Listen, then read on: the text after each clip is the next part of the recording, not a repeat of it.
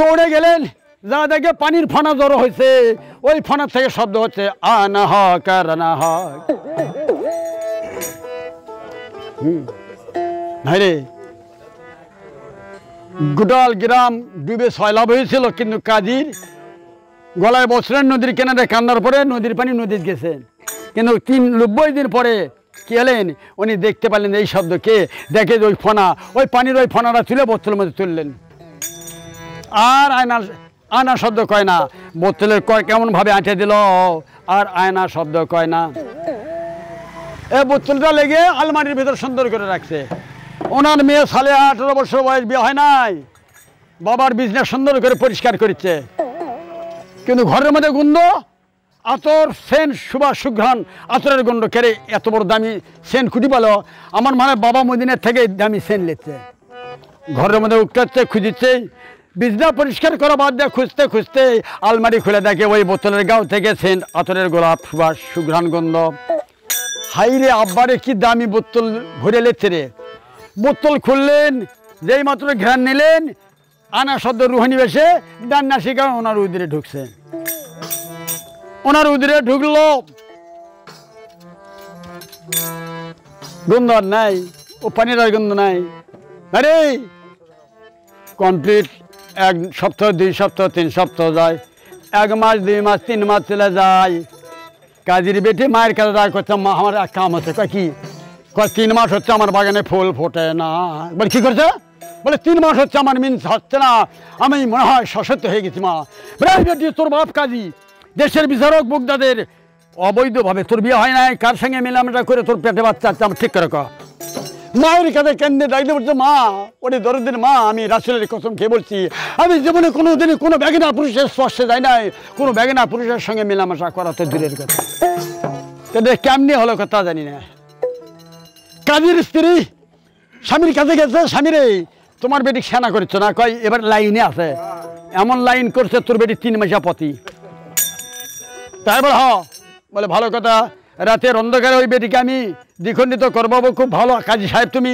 ও কাজী সাহেব, এটা খুনের সাহেব 2টা খুন হবি, পেটের মধ্যে আর আছে, তারপর তোর বেটি কাল কিয়ামতের দিনে খুনির জন্য ভেস্ত হারাম।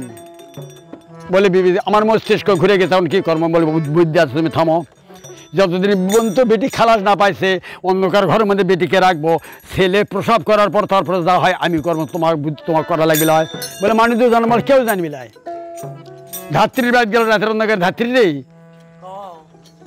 300 স্বর্ণ মুদ্রা তোমার দেবো, আমার মেয়ের কাছে থাকবে আজ থেকে। আমার মেয়ের পেট থেকে বাচ্চা হবে, বাচ্চাটা গোপনে তোমাকে কেমন করে তুমি কি করবা এটা একমাত্র তুমি জানো। বলে তাহলে একটা কাম করা লাগবি, একটা মাটির পাতিল সরাসরি আর একটা বিলের বাচ্চা সংগ্রহ করে থাকবে, কদিন যেদিন তোর বেটি প্রসাব করবি। ধাত্রী বুঝিস, এই পাক পাঞ্জাতন ছাড়া জানে কেউ জানে না, আমি জানি, তুমি জানলে, আমার স্বামী জানলো, আমার বিবি জানলো, আর আল্লাহ জানলো, এই ছাড়া জানে কেউ জানে না। এই কথা কয়ে ধাত্রী এখন ওনার ঘরে প্রবেশ করলো। 1, 2, 3 করতে করতে 10 মাস 10 দিনে পূর্ণ হয়ে গেল। মার প্রসাবের বেদনা উঠে গেল, জমিনে পড়ে কান্না শুরু করলো। মা দুঃখিনী ছাড়া প্রসাবের যাতনা কেউ জানে না। মায়ের ডাকদা বলছে, বেটি রে, ওই আমার দরদের সালেহা, নয়নের মণি আমার, নারী জাতির এটাই কিন্তু কিয়ামত।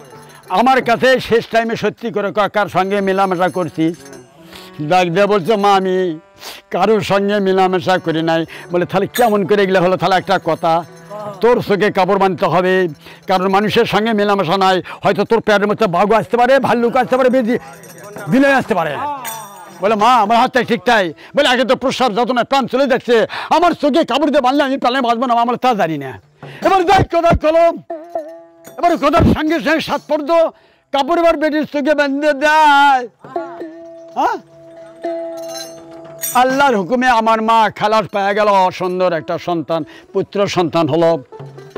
অনেক কথা বেশি গান কথা বলায়, ছেলে জমিনে পড়ে মা মা করে ডাকে, মা ওরে আমার দরদের মা, ওরে আমার গর্ভধারিণী মা, একবার চোখ খুলে আমাকে তোমার কোলে তুলে তোমার স্তনের দুগ্ধ খাওয়া না, আজ থেকে তোমার নয়নের মণি চুরি হয়ে যাবে, তুমি রক্ষা করতে পারবা না। ধাত্রী আর বিলের বাচ্চা ছিল, ওই বিলের বাচ্চার গলায় রশি ছিল, এবার কাজীর বইয়ের হাতত দেয়া ওই পাতিলের মধ্যে ছেলে ফুলে তুলে সরাদা মুখ বন্ধ করে ধাত্রী হয়েছে রওয়ানা। বেটির চোখ খুলে দেয়া মা এখন করছে, মা দেখ দেখ আমি কইনি যে তোর পেটের মধ্যে ছোল মানুষ হবালাই, আরে বিলের বাচ্চা দেখ মার নিভাজে রক্ত দিয়া ওর গাও লাল করছে। ডাক দিয়ে বলছে, মা তুমি কেন মিথ্যা কথা বলছো? মা যে নয়নমণি কলেজের টুকরো আমার জমিনে পড়ে মা মা করে 3 বার ডাকছে। ওরে মা একটিবার তুমি কোলে তুলে তোমার স্তনের দুগ্ধ পান করান মা, তোমার নয়নমণি চুরি হয়ে যাচ্ছে, আমার সেই ময়না করেছিল মা সেই বাই করে দিই।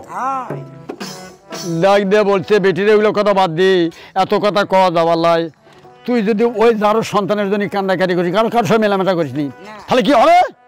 এই বুকদাদের কলঙ্কের রুটে যাবে। অতএব ওই ছেলের আশা তুই করিস না।